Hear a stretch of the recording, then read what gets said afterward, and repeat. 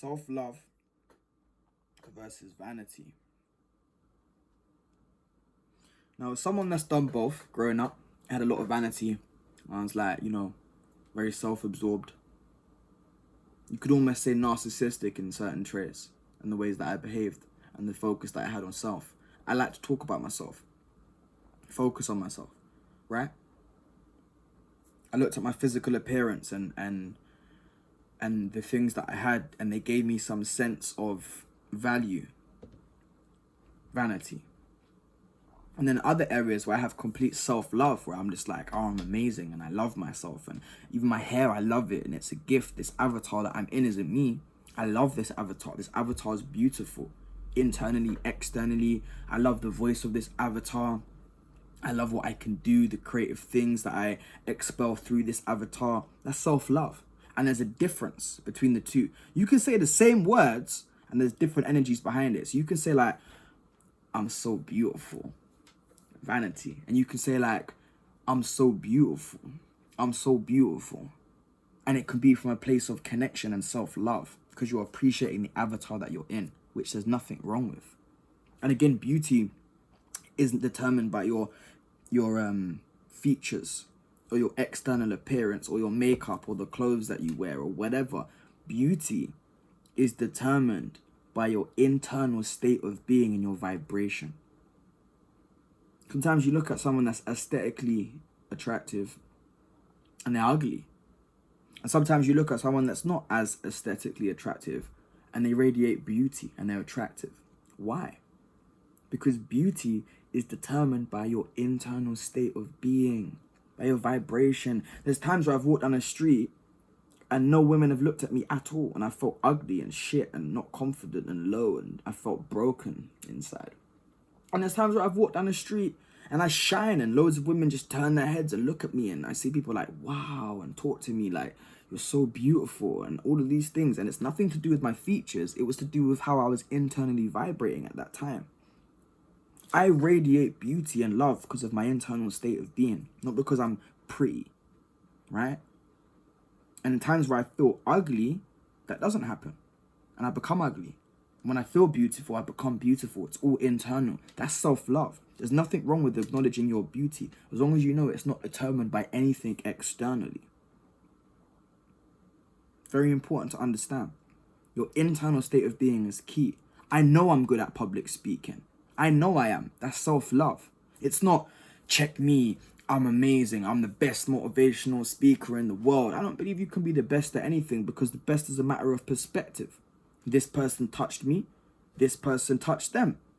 Who's better speaker? No one. It's just this person happened to touch me and this person happened to touch them. It doesn't mean anyone's better or worse. It doesn't mean you can't acknowledge your gifts. My gift is communication. I can acknowledge it. Doesn't mean I'm better or worse than anyone else. Vanity is when you start believing you're higher than other people. You start prioritizing yourself, losing yourself in self-absorbed nonsense. Even when I talk about my avatar and how beautiful it is or what it can do, it's my avatar. It's not even me. It's got nothing to do with me. I just happen to be in this body. I happen to be in this avatar, perceiving through this character. Character is not me. So I can give that character love, which is what we call self-love. I can give it appreciation. As long as I understand that that doesn't define me as a spiritual being and I don't get caught up in that or some false sense of pride and value from this external character and his items and objects that he's obtained, right? You have to maintain the understanding that you're a spiritual being and you have to feel blessed and appreciated for the things that you have. Some people manifest in aesthetically physical bodies just so they can develop pride and attachment to vanity and ego so that they can learn to heal that and let go. Some people manifest in less physically attractive bodies and don't look after themselves properly as well and just neglect their body and go on what we would deem ugly, right? If we're looking at stereotypes of things, because they need to learn that life lesson of loving themselves, and that love doesn't come from the external. Maybe in their last lifetime they was like some supermodel and they abused that and now they need to come and be less physically attractive so that they can learn lessons.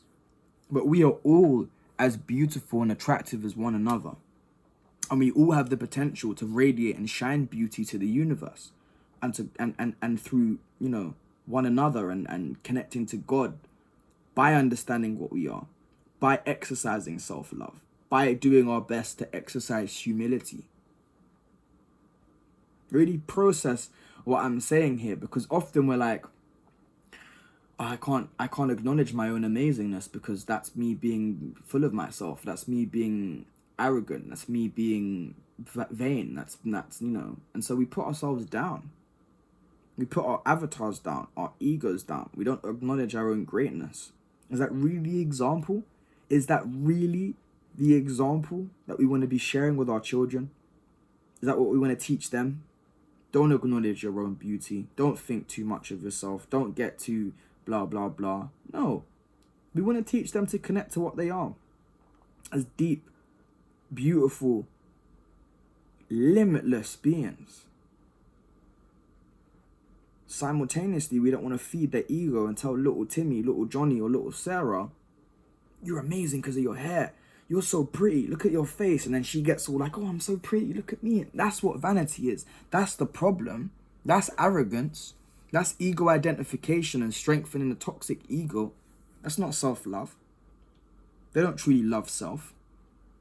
And then if little Timmy, little Johnny, or little Sarah has some kind of accident and gets disfigured or loses the things that you're praising, then who are they? They cripple themselves mentally, emotionally, spiritually from that physical change.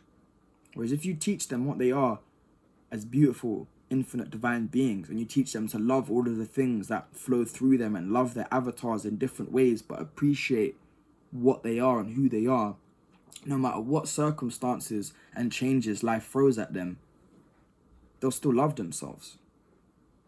They'll still be ready to handle those, you know?